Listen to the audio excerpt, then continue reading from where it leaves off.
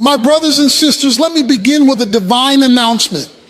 This is not a time to be asleep. This is not a time to be asleep.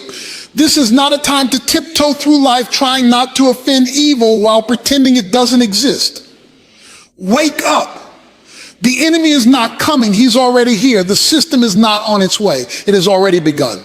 What was once whispered in dark corners is now being shouted from platforms, sold in stores, broadcasted in media, and encoded in your technology.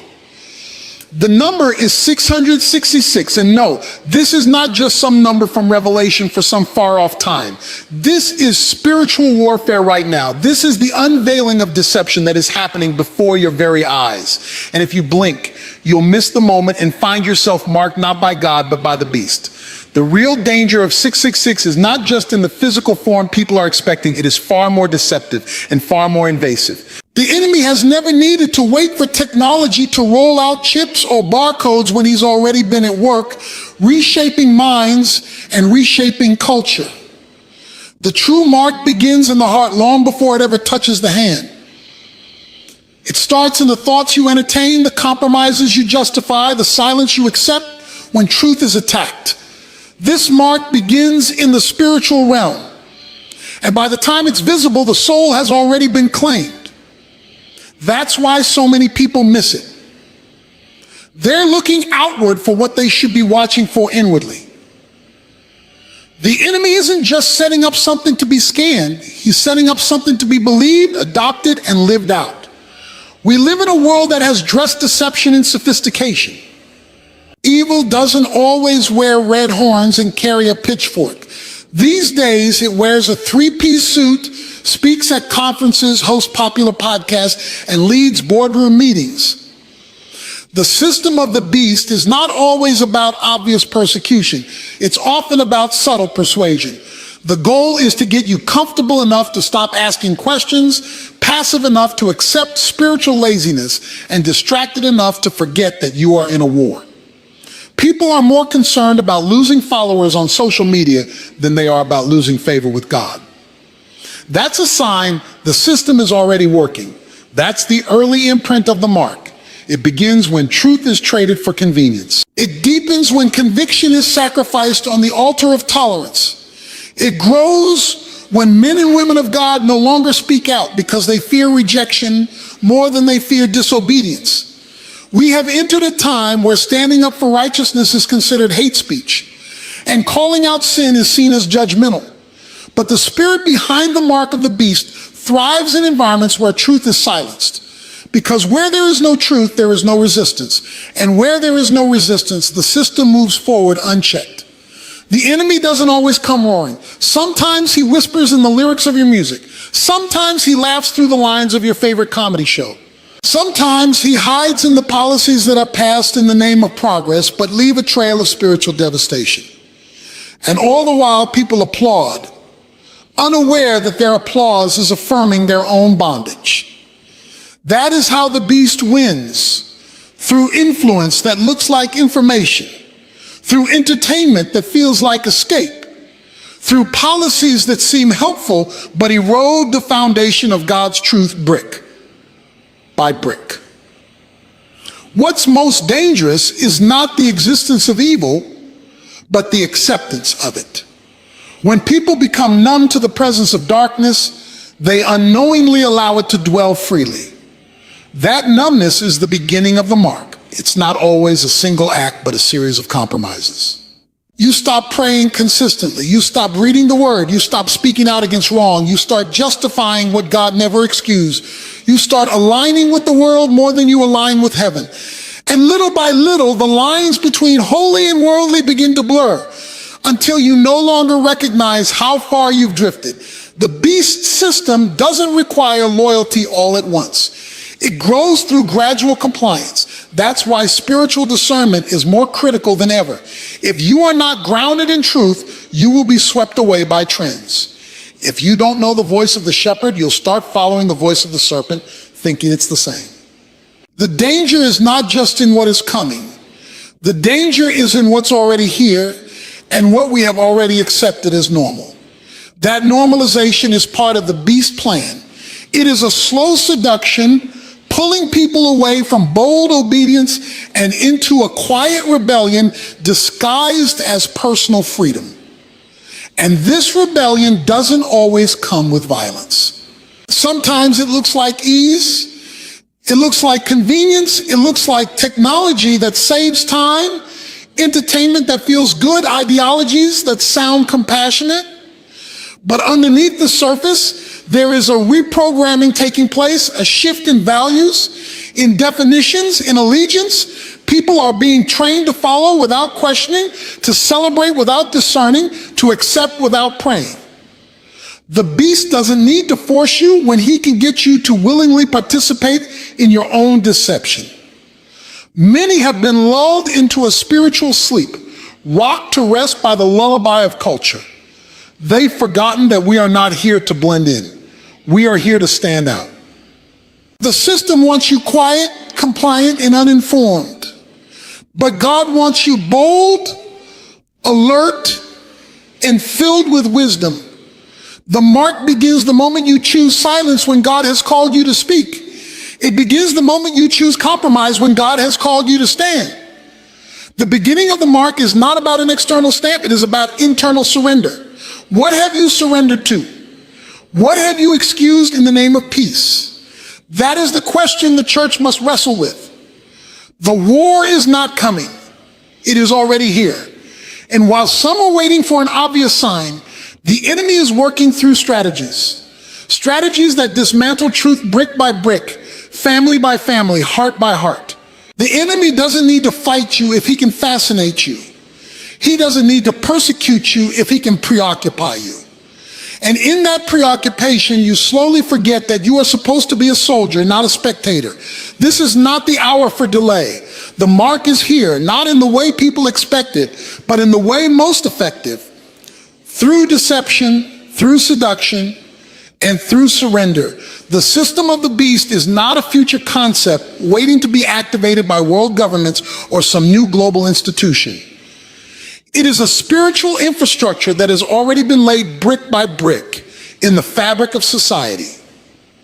While many are watching for the beast to rise politically, they are missing the fact that he has already risen ideologically. The system doesn't wait for an election to begin. It thrives in the slow corrosion of values, in the steady dilution of biblical truth, and in the normalization of rebellion against God. It's not waiting to show up. It's already running in the background like malware in a compromised computer, silently rewriting the code of culture while the church is preoccupied. It is embedded in how children are educated, how families are redefined, how justice is twisted, and how identity is reshaped. The system doesn't always come kicking down the door. It slides through unguarded windows, cloaked in entertainment, policies, trends, and language that sounds like compassion, but is void of truth. It gets you to trade biblical principles for emotional comfort, to exchange conviction for popularity. The system feeds you the illusion of freedom while shackling your soul in chains of agreement with lies. It changes how you think, how you speak, and eventually how you believe. The system of the beast has mastered influence. It doesn't need to control you with force if it can lead you with charm. It doesn't need to demand worship if it can redefine what you worship. That's how it creeps in. It doesn't look like evil. It looks like progress. It looks like unity. It looks like inclusion. But what the world calls tolerance, heaven calls compromise. What the system celebrates as enlightenment, God exposes as deception. And many, without knowing it, are applauding their own captivity because they've lost their ability to discern what's holy and what's profane. We have reached a point where society can no longer tell the difference between light and darkness. Everything is rebranded and redefined. The system of the beast doesn't just influence individuals, it restructures entire worldviews. It teaches people to question the authority of God while elevating the authority of man. It teaches that truth is subjective, morality is fluid, and faith is personal but not public. This is not just error, it is engineered rebellion. And its goal is not just disobedience, but full submission to a spiritual counterfeit that parades as freedom. What makes the system so dangerous is that it is not imposed upon people, it is invited. People open their doors to it, they stream it, share it, teach it, and even preach it. It's not only operating outside the church, it's being welcomed into sanctuaries. Messages are watered down, sin is redefined, and conviction is labeled as hate. Preachers are silent for fear of backlash, and congregations are asleep while the enemy plants tares among the wheat. This is no longer subtle. It is strategic. It is systemic. It is spiritual. And it has already begun. The beast doesn't just want your actions. He wants your agreement, because once you agree, you'll eventually obey. That's why the system is not just about sin. It's about submission. Will you submit to truth or to trend? Will you live by conviction or by comfort? The system is setting up a counterfeit kingdom where God is not sovereign, where man is central, and where sin is celebrated. And every time a believer chooses silence over boldness, every time truth is withheld in the name of tolerance, the system gains ground. The danger isn't just in what the world does, it's in what the church allows. When believers no longer speak the truth in love, when righteousness becomes optional and holiness is mocked as outdated, the system strengthens. When fear replaces faith and acceptance replaces obedience, you are no longer resisting the beast. You are becoming a part of what he's building. And the scary part is it all feels so normal. That's the power of deception. It doesn't just lie to you. It makes you comfortable in the lie. Every realm of influence is being infiltrated. Media, education, politics, business, entertainment, all are being reshaped to promote a version of truth that has no foundation in God's word. People are no longer offended by sin. They are offended by anyone who still calls it sin. That's not just cultural decay. That is evidence that the system of the beast has taken root. It has trained people to defend darkness and reject light, to celebrate confusion and silence clarity, to honor feelings over facts and pleasure over purpose. This system feeds on passivity. As long as people are comfortable, distracted, and spiritually dull, the enemy doesn't need to launch an attack. He just lets the system do its work, eroding faith, confusing identity, dividing families, weakening churches. It's not always loud. Sometimes it whispers through trends, habits, and slogans. Sometimes it's written in laws. Sometimes it's preached from pulpits. But in all cases, it seeks one goal: to dethrone the authority of God in the hearts of people and enthrone the will of man. The system of the beast is not an event, it's a process. It is already here, working, expanding, adapting. It changes forms, but it never changes its objective. Its greatest success is not when it is recognized, but when it is embraced. And right now, far too many have not only accepted it, they've made peace with it. That's the tragedy. Not that evil exists, but that it has been accepted as normal. Silence in the presence of deception is not neutrality, it is surrender. When truth is under attack and those who claim to walk in the light choose to remain quiet, they are not bystanders, they become participants. The system of the beast does not always require loud rebellion. Sometimes all it needs is the quiet consent of those who know better but choose comfort. In today's world, the line between boldness and offense has been deliberately blurred. Speaking truth with clarity is now labeled intolerance, and defending righteousness is considered judgmental. This cultural manipulation is no accident, it is strategy. A strategy to muzzle truth bearers until their silence becomes agreement. The devil has always known that he doesn't have to get the whole world to bow outright if he can get the church to stop standing. The moment believers choose passivity in the name of peace, they unknowingly feed the very system they should be resisting. Silence becomes a form of worship. Worship of acceptance, worship of popularity, worship of comfort. And make no mistake, what you refuse to confront, you give permission to grow. Evil doesn't need applause to flourish, it only needs your silence. The mark of the beast is about more than a number, it's about allegiance. And every time you refuse to speak what is true in a world that thrives on lies, you are making a choice about who you truly serve. The enemy is not just after your voice. He's after your witness. He wants to silence the gospel not by burning Bibles, but by turning Christians into cowards. The battlefield isn't only in legislation or technology. It's in the hearts of God's people who are tempted daily to trade their heavenly identity for earthly approval. The danger of the mark is not only in what it imposes, but in what it persuades. It persuades people to believe that their silence is harmless, that their neutrality keeps the peace. But spiritual warfare has no neutrality. You are either pushing back the darkness or being absorbed by it.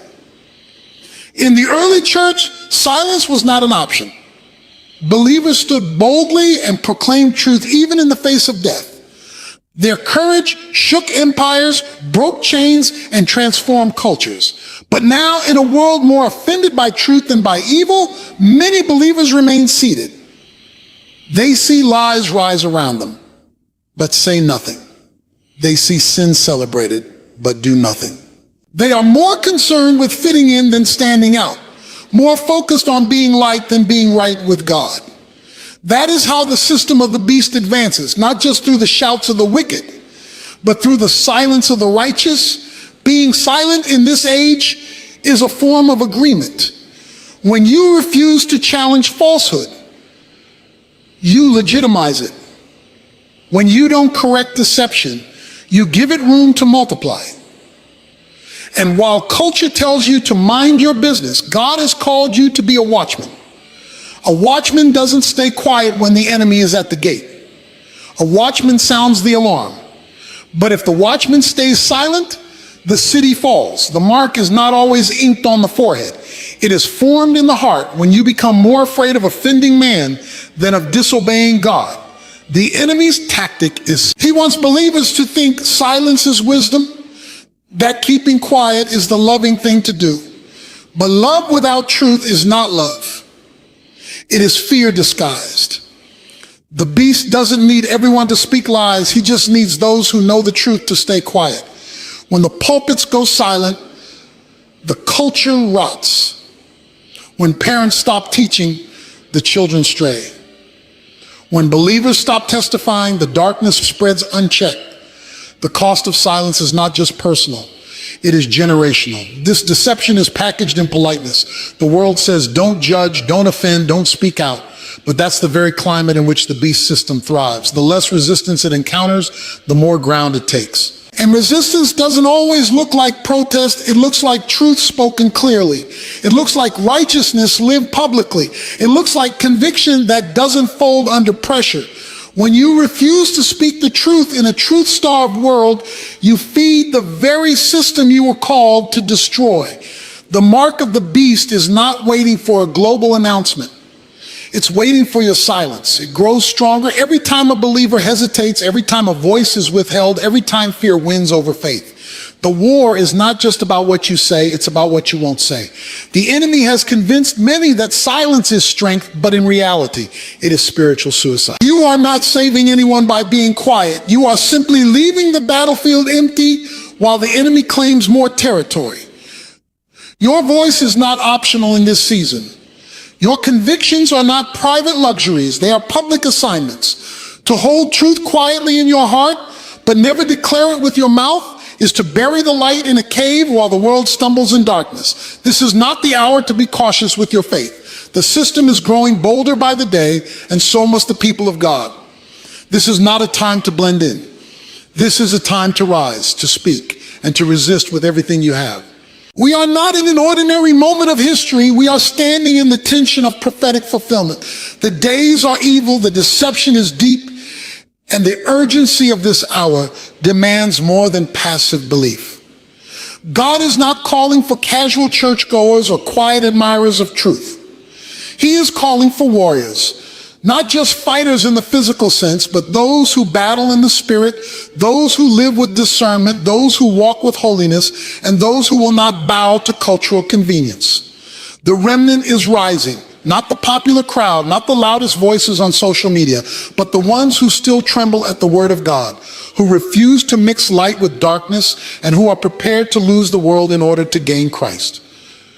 You weren't created to blend in with the noise. You were born for disruption, born for confrontation, Born for righteousness, this is not the time to apologize for the truth. It is the time to proclaim it. The system of the beast thrives on passivity, but the remnant thrives on fire. Holy fire. Fire that cannot be quenched by fear. Fire that burns through compromise. Fire that shines in the darkest environments and refuses to be extinguished by intimidation. This fire doesn't come from talent, position, or status. It comes from intimacy with God, from prayer closets soaked in tears, from a soul that says, I will not bow. This is not about church attendance. It's about kingdom allegiance. Too many are satisfied sitting in pews once a week, thinking that's enough.